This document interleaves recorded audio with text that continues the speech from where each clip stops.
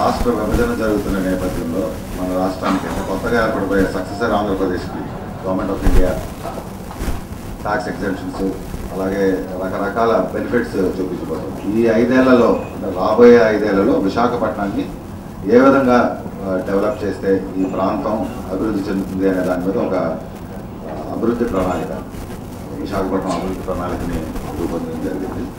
దాన్ని ఈరోజు రిలీజ్ చేయడానికి సమావేశం ఏర్పడుతున్నాం. యాక్చువల్గా ఈ డెవలప్మెంట్ ప్లాన్ మీద రేపు విశాఖపట్నంలో ఉన్నటువంటి పెద్దలు, ఇంటలెక్చువల్స్, వాలంటీర్ ఆర్గనైజేషన్స్తో రేపు ఒక డిస్కషన్ మీట్ కూడా పెట్టాం మన విశాఖపట్నం మన పబ్లిక్ లైబ్రరీలో రేపు మార్నింగ్ 9:30కి.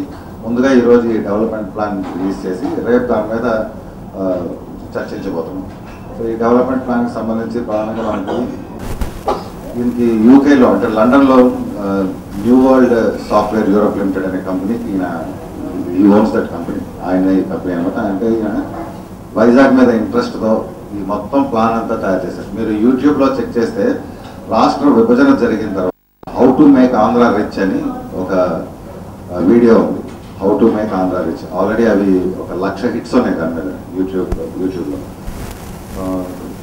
రాష్ట్ర వ్యాప్తంగా ఈ how to make Andhra rich అనే వీడియో మీద చర్చ జరుగుతుంది. మనకి రీసెంట్గా హైదరాబాద్లో కూడా దాని మీద పర్టికులర్గా చర్చ జరిగింది. సో ఈయన ఈరోజు నిన్న వచ్చాడు వైజాగ్, మళ్ళీ రేపు బ్యాక్ వెళ్ళిపోతున్నాం.